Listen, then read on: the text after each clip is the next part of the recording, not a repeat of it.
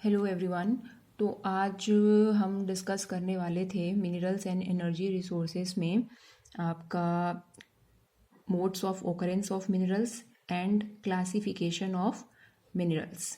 ठीक है, तो सबसे पहले हम जिस बारे में डिस्कस करेंगे वो है mode of occurrence of minerals. Minerals कैसे ऑकर होते हैं। तो इसमें देखिए, जो आपके मिनरल्स होते हैं वो ओर्स में पाए जाते हैं। ठीक है, और ओर्स क्या होता है ये मैंने आपको ऑलरेडी बता रखा है अपने प्रीवियस लेक्चर में। ठीक है, तो जो आपके मिनरल्स होते हैं वो जनरली ऑकर होते हैं डिफरेंट डिफरेंट फॉर्म्स में। एक तो वीन्स एंड लोड्स है, बेड्स एंड लेयर्स है, डिकम्पोजिशन ऑफ सरफेस रॉक है, एलुवियल डिपॉजिट है और ओशियन वाटर है। ठीक है, तो इसमें सबसे पहला है वीन्स एंड लोड्स।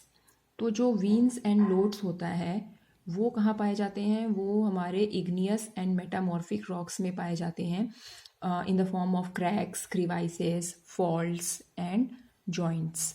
ठीक है, तो यहाँ पे वीन्स एंड लोड्स में किसकी बात हो रही है, इग्नियस एंड मेटामॉर्फिक रॉक्स की। आपने पढ़ा होगा रॉक्स जो है, एक होता है इग्नियस, मेटामॉर्फिक और एक होता है सेडिमेंट्री। ठीक है, ये आपने अपनी छोटी क्लासेस में पढ़ा होगा। तो इग्नियस और मेटामॉर्फिक रॉक्स में जो मिनरल्स हैं वो क्रैक्स, क्रिवाइसेस, फॉल्ट्स और जॉइंट्स में पाए जाते हैं। तो इसमें जो स्मॉलर ऑकरेंस होते हैं रॉक के उसे हम वीन्स कहते हैं, और जो लार्जर ऑकरेंसेस होते हैं उसे हम लोड्स कहते हैं। क्या कहते हैं, लोड्स। ठीक है, तो मेटेलिक मिनरल्स जैसे टिन, कॉपर, जिंक, लेड, ये सब यहाँ से ऑब्टेन्ड होते हैं वीन्स एंड लोड्स से। तो ये आपका फर्स्ट पॉइंट था, क्लियर हो गया होगा आपको। नेक्स्ट है beds and layers. Beds and layers क्या है, तो आपके सेडिमेंट्री रॉक्स में कुछ मिनरल्स ऑकर होते हैं in the form of beds and layers. ठीक है, जिससे डिपोजिशन या अक्यूमुलेशन या कंसंट्रेशन हो जाता है इन हॉरिजॉन्टल लेयर्स में। ठीक है, उसका जो शेप है वो कैसा हो जाता है, हॉरिजॉन्टल लेयर्स में। तो इसका एग्जांपल है आपका कोल, जो एक फॉर्म है आयरन ओर का। इसके साथ साथ जिप्सम, पोटेस और सोडियम सॉल्ट भी इससे फॉर्म होता है। ठीक है, नेक्स्ट जो है आपका थर्ड पॉइंट इसमें वो है आपका डिकम्पोजिशन ऑफ सरफेस रॉक।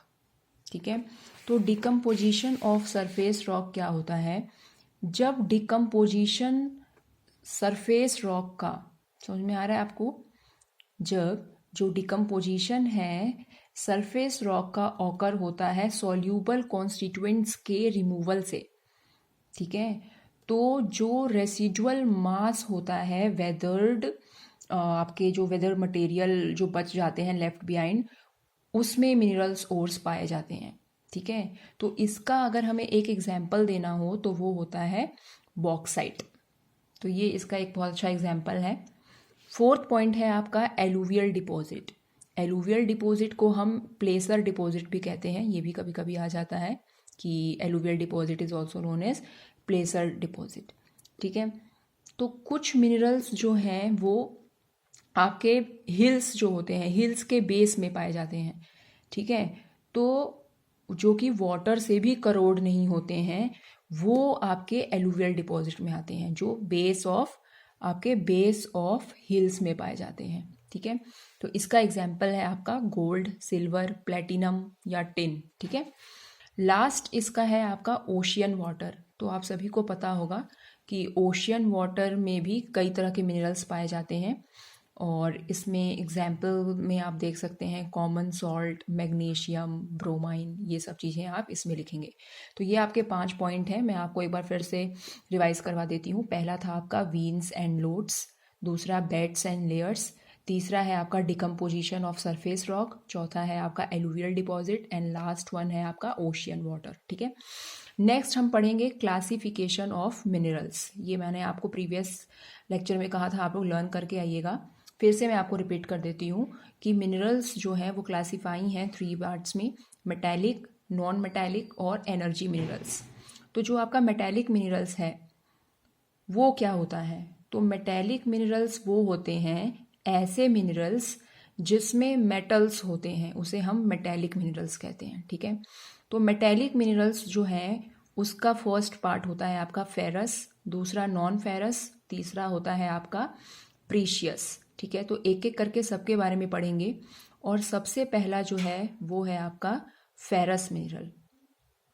तो जो आपका फेरस मिनरल है, फेरस मिनरल जो है ये ऐसे मिनरल्स होते हैं जिसमें आपके आयरन के कंटेंट पाए जाते हैं। जिसमें आयरन के कंटेंट पाए जाते हैं उसे हम फेरस मिनरल कहते हैं।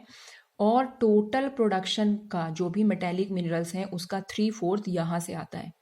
ठीक है, और इसके कुछ एग्जाम्पल्स हैं, जैसे आपके आयरन ओर है, मैंगनीज है, निकल है, कोबाल्ट है, तो ये सब इसमें आएंगे। ठीक है, अब हम सिर्फ फेरस को देखते हैं और फेरस को ही डिस्कस करेंगे। तो फेरस को मैंने आपको बता दिया क्या होता है। इसमें सबसे पहला है आपका आयरन ओर, और ये एग्ज़ाम पॉइंट ऑफ व्यू से बहुत ज़्यादा इम्पॉर्टेंट है। ठीक है, तो हम आयरन ओर के बारे में अब पढ़ेंगे। तो आयरन ओर के बारे में देखिए आप लोग, हम स्टार्ट करते हैं यहाँ पे। तो इंडिया जो है वो रिच है यहाँ पे, मीन्स गुड क्वालिटी के आयरन ओर्स पाए जाते हैं। और ये एक ऐसा मिनरल है जो बेसिक है हर एक इंडस्ट्रियल डेवलपमेंट के लिए, या हम कह सकते हैं ये बैकबोन है इंडस्ट्रियल डेवलपमेंट का। ठीक है, दूसरी बात, आयरन ओर दो हैं, एक है आपका मैग्नेटाइट, दूसरा है आपका हेमेटाइट।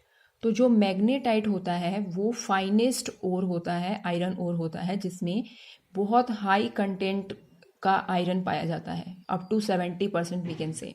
ठीक है, और इसमें एक्सीलेंट मैग्नेटिक क्वालिटीज़ होती हैं और जो कि काम आती है, जो वैल्यूएबल है किसके लिए, इलेक्ट्रिकल इंडस्ट्री के लिए। तो ये आप किसके बारे में पढ़ रहे थे, मैग्नेटाइट के बारे में। दूसरा है आपका हेमेटाइट। तो हेमेटाइट क्या होता है, ये एक बहुत ही इम्पॉर्टेंट इंडस्ट्रियल आयरन ओर है, मतलब इसकी क्वांटिटी के हिसाब से जितना ये यूज़ होता है उसके लिए। तो ये अपना मतलब जितना क्वांटिटी इसके अंदर आयरन कंटेंट का पाया जाता है जो कि 50 to 60% है, उसमें उसके हिसाब से ये बहुत ज़्यादा इम्पॉर्टेंट है। तो ये आपका हेमेटाइट है। तो दोनों के कंपैरिजन में अगर देखें कि हाई कंटेंट आयरन किस में पाया जाता है, तो वो है आपका मैग्नेटाइट। ठीक है, अब बच्चों हम पढ़ेंगे मेजर आयरन ओर बेल्ट्स के बारे में, क्योंकि हम आयरन ओर पढ़ रहे हैं तो हम मैंगनीज बाद में पढ़ेंगे। इसी के अंदर आपका एक टॉपिक आता है मेजर आयरन ओर बेल्ट्स। तो क्वेश्चन कैसा आता है, क्वेश्चन आ जाता है कि मतलब नाम लिखिए कौन कौन से आयरन ओर बेल्ट्स हैं इंडिया में, तो वो आप सिर्फ नेम लिख देंगे, ऐसा भी आता है। या कभी कभी सिंपल एक आयरन ओर बेल्ट के बारे में भी पूछ लेता है। ठीक है, तो मैं आप लोगों को इसके नेम बता देती हूँ आज। वो है आपका उड़ीसा झारखंड बेल्ट, दुर्ग बस्तर चंद्रपुर बेल्ट, बेलारी चित्रदुर्ग चिकमंगलूर तुमकुर बेल्ट, और एक है आपका महाराष्ट्र गोवा बेल्ट। ठीक है, और अब हम एक एक करके सारे बेल्टों के बारे में थोड़ा थोड़ा पढ़ेंगे। ठीक है, तो इसमें सबसे पहला जो आपका बेल्ट है वो है आपका उड़ीसा झारखंड बेल्ट। ठीक है, तो उड़ीसा झारखंड बेल्ट के बारे में हम पढ़ लेते हैं। तो जो आपका उड़ीसा झारखंड बेल्ट है, ये देखिए, ये पाया जाता है उड़ीसा में, जहाँ पे हाई ग्रेड का हेमेटाइट वहाँ के बदम पहाड़ माइंस जो कि मयूरभंज और केंदुझर डिस्ट्रिक्ट में है, वहाँ पे पाया जाता है। ठीक है, और आप देख सकते हैं कि ये जो आपका हेमेटाइट आयरन ओर है वो सिंघभम डिस्ट्रिक्ट जो कि झारखंड का है, वहाँ पे पाया जाता है, इन गुआ एंड नावमुंडी। ठीक है, तो ये आप लोग के एनसीईआरटी बुक में भी है, इसको आप लोग देख लीजिएगा। मैंने एक बार आपको एक्सप्लेन कर दिया है कि हाई ग्रेड हेमेटाइट पाया जाता है उड़ीसा के बदम पहाड़ माइंस में, जो कि मयूरभंज और केंदुझर डिस्ट्रिक्ट में है। और इसके साथ साथ जो सिंघभम डिस्ट्रिक्ट है झारखंड की, वहाँ पे भी हेमेटाइट आयरन ओर पाया जाता है, जिसको माइन कहाँ किया जाता है, गुआ एंड नावमुंडी में। ठीक है, नेक्स्ट है आपका बच्चों जिसके बारे में हम पढ़ने वाले हैं वो है आपका दुर्ग बस्तर चंद्रपुर बेल्ट। तो ये जो है आपका दुर्ग बस्तर चंद्रपुर बेल्ट, ये छत्तीसगढ़ और महाराष्ट्र में है, जहाँ पे हाई ग्रेड का हेमेटाइट पाया जाता है। बेलाडिला रेंज जो है हिल्स के, है ना, बस्तर डिस्ट्रिक्ट छत्तीसगढ़ का, वहाँ पे पाया जाता है। ठीक है, तो आपको इसमें थोड़ा थोड़ा पढ़ने की ज़रूरत है। नेक्स्ट यहाँ का जो आयरन ओर है, ये देखिए, वो एक्सपोर्ट किया जाता है जापान और साउथ कोरिया विशाखापट्टनम पोर्ट से। तो ये 2-3 चीज़ें आप लोग इसमें पढ़ लीजिएगा, ठीक है। और नेक्स्ट है आपका बेल्लारी चित्रदुर्ग चिकमंगलूर तुमकुर बेल्ट। तो ये वाला बेल्ट और महाराष्ट्र गोवा बेल्ट ये हम अपने नेक्स्ट लेक्चर में कवर करेंगे, क्योंकि बहुत बड़ा हो रहा है ये आपका लेक्चर। तो ये 2 बेल्ट आप लोग अच्छे से इसके बारे में पढ़ लीजिएगा, फिर हम नेक्स्ट बेल्ट के बारे में पढ़ेंगे। एंड अब तक जो भी मैंने बताया है उसमें अगर कोई डाउट हो तो आप लोग कमेंट सेक्शन में अपने डाउट्स को लिखिएगा। Thank you so much.